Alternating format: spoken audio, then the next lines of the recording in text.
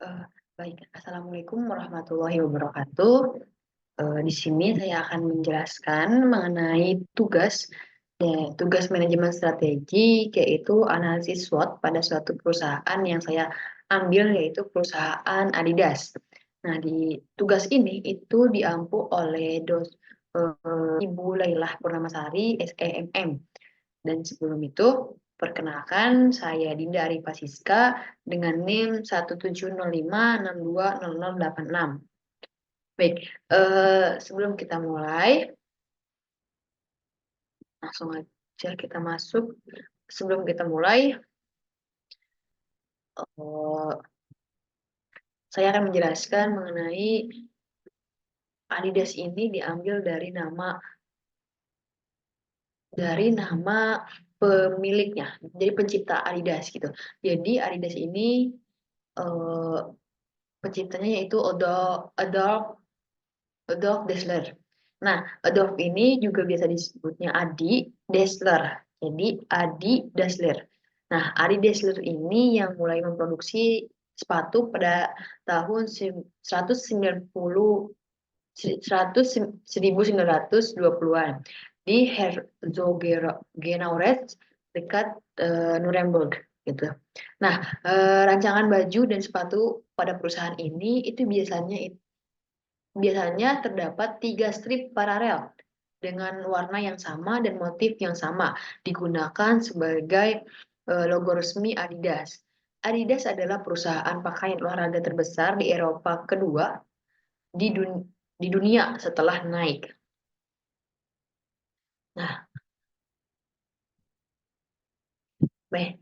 Nah, Adidas ini eh, kita akan membahas mengenai logo dari 3 garis ini. Nah, garis-garis pada logo Adidas awalnya ditambahkan untuk menguatkan sepatu yang dibuatnya. Nah, di seluruh logo Adidas, nama merek dimulai dengan huruf kecil untuk menekankan bahwa merek tersebut diproduksi eh, diproduksi untuk bisa diakses oleh semua orang. Jadi tidak ada eh, jadi semua orang tuh boleh untuk mengakses atau membeli produk dari Adidas. Nah, Adidas sendiri itu tidak pernah melepaskan logo versi lamanya. Produsen pakaian ini jadi produsen Adidas ini menggunakan 4 logo untuk lini produk dan koleksi yang berbeda gitu. Nah, untuk Adidas itu Adidas di garis 3 dan di sampingnya ada Adidas itu adalah simbol klasik yang muncul di semua lini produk. Tidak berlebihan jika dikatakan bahwa logo 3 garis itu menjadi landasan branding Adidas. Nah, yang kedua itu garis-garis pada lambang trefoil. Nah, trefoil itu yang kita ketahui yaitu semanggi, daun semanggi. Gitu. Nah, trefoil ini melambangkan fokus perusahaan pada variasi, sedangkan 3 daunnya itu 3 daun trefoil itu melambangkan 3 belahan dunia. Yang pertama Amerika Utara, Eropa dan juga Asia, di mana ketiga belahan dunia itu tempat produksi dari Adidas tersebut. Nah, kemudian logo ketiga yaitu yang berbentuk gunung. Logo berbentuk gunung ini menyampaikan gagasan untuk mengatasi tantangan tujuan Anda gitu. Jadi mengejar tujuan dengan apapun yang terjadi. Kemudian logo keempat yaitu dengan lingkaran sebuah bulat dan di tengahnya ditambahkan 3 garis gitu. Nah, lambang bulat ini itu diartikan menjadi globe dan di mana globe ini dapat diartikan bisa beradaptasi dengan cepat terhadap perubahan.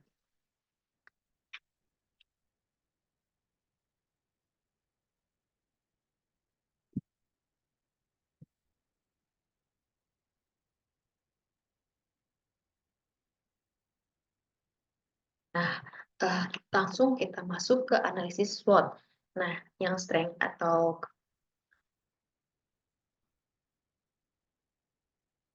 kekuatannya itu yang pertama itu merek yang kuat, jaringan distribusi, nilai merek dan inovasi produk baru.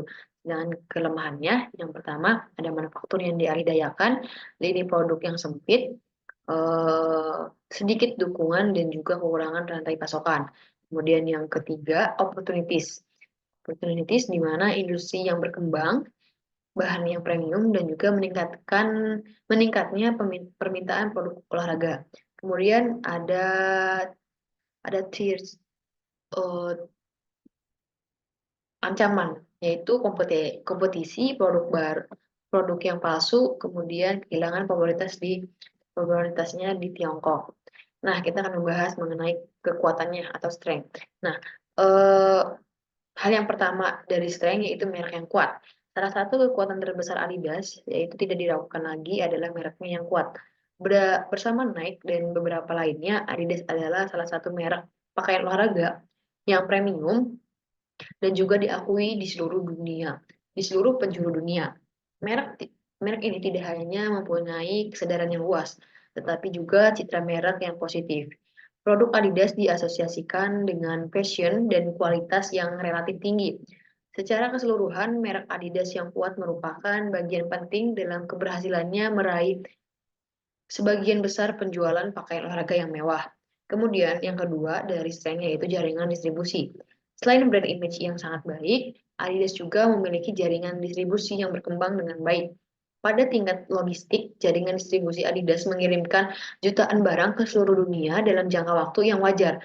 Ketika produk siap untuk dijual secara eceran, pelanggan memiliki banyak pilihan tentang bagaimana dan di mana mereka dapat membeli. Adidas menjual produknya di toko-toko fisik di seluruh dunia.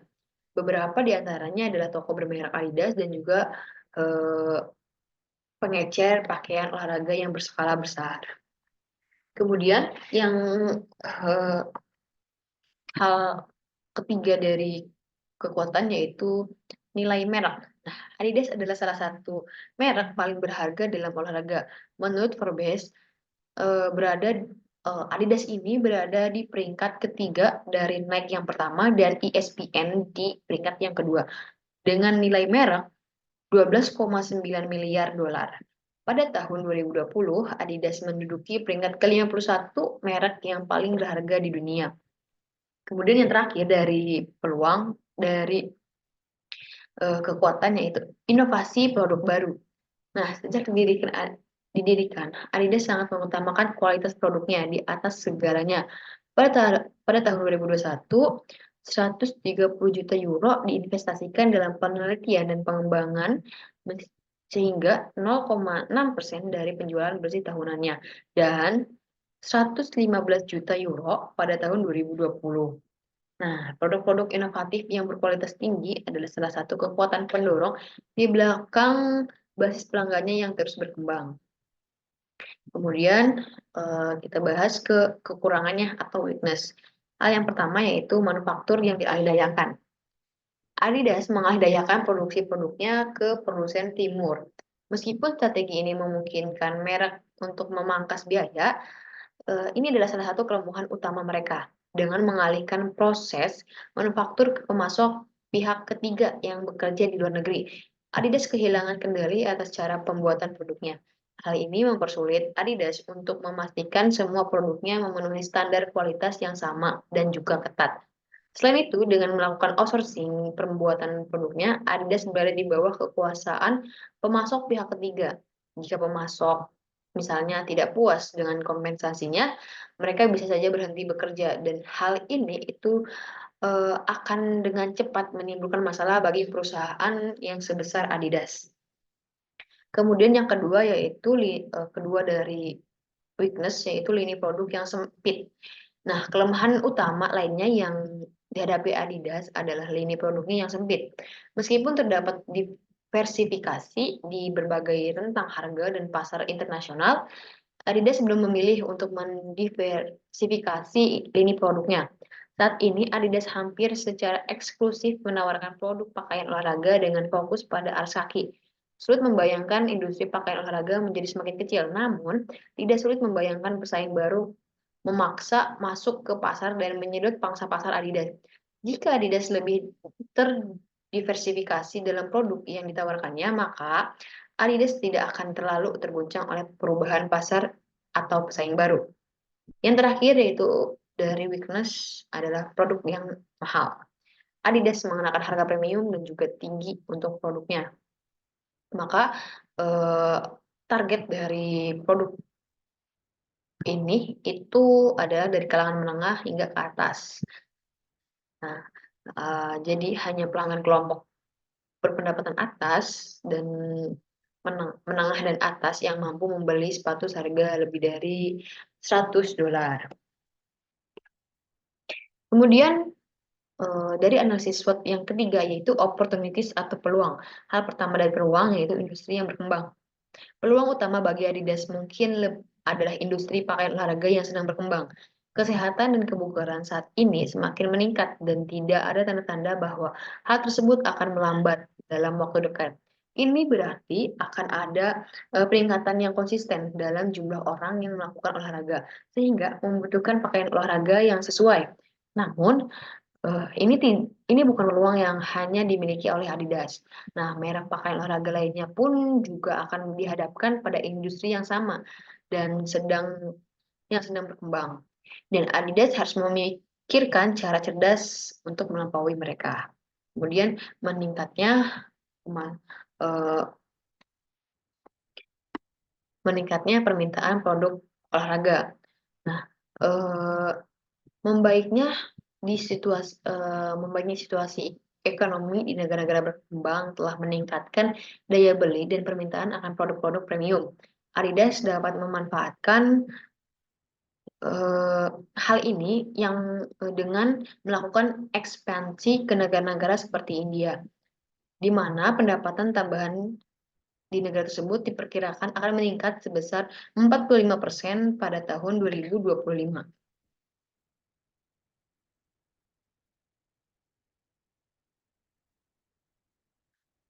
Oke, uh, dari peluang terakhir yaitu bahan yang premium. Nah, ilmu pengetahuan lebih maju dari sebelumnya. Jadi setiap minggu itu mereka itu menemukan bahan-bahan baru yang memiliki banyak keunggulan dibandingkan bahan alternatif tradisional.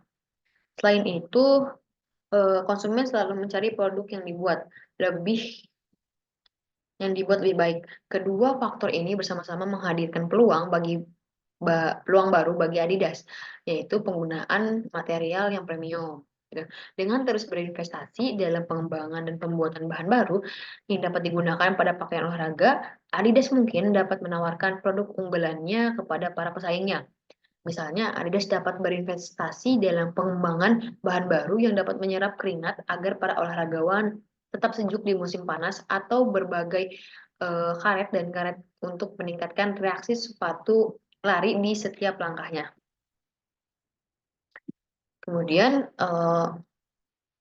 analisis terakhir dari SWOT yaitu threat atau ancaman. Ancaman pertama yaitu kompetisi atau seperti halnya perusahaan yang ada, ancaman persaingan selalu ada. Nah, Adidas dikenal dengan persaingan sengitnya dengan Nike, dan mereka benar-benar tidak bisa lengah dalam pertarungan tersebut. Saat ini, konsumen memilih antara Adidas dan juga Nike berdasarkan preferensi pribadi. Mereka tidak ada perbedaan besar dalam lini produk atau kualitas. Inilah sebabnya mengapa sangat penting bagi Adidas untuk terus mempromosikan citra mereknya. Oleh karena itu, saran mengenai dukungan selebriti telah dibahas untuk dapat meningkatkan citra produknya dan juga citra mereknya gitu. Kemudian dari ancaman yang kedua yaitu produk yang palsu. Nah, produk palsu ini di industri pakaian olahraga penuh dengan produk palsu, mengingat tingginya harga merek pakaian olahraga premium seperti Nike dan Adidas. Nah, tidak mengherankan jika banyak konsumen menginginkan alternatif yang lebih murah. Namun dengan merek yang sama, produk palsu sudah ada produk palsu sudah ada yang membuat eh, tiruan tiruan Adidas. Namun, perusahaan telah melakukan pekerjaan yang baik dalam mendorong konsumen untuk membeli produk aslinya.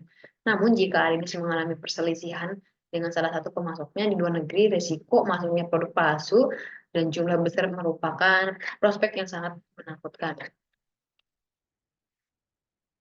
Oke, eh, yang ketiga ya dari ancaman yang ketiga yaitu kehilangan popularitas di Tiongkok, di mana ada suatu perusahaan antar sport produk yaitu merek atletik di Tiongkok itu bersiap untuk menjadi merek olahraga populer di Tiongkok karena eh,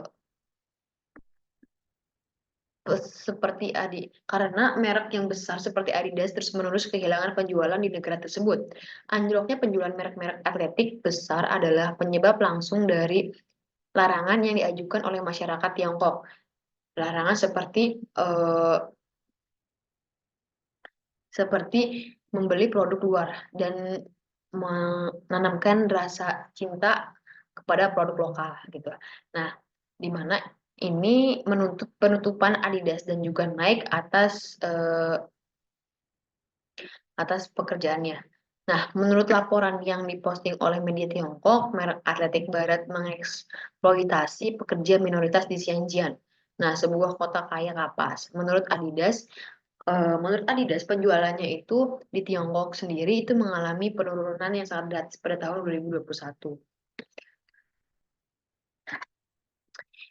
Oke, baik.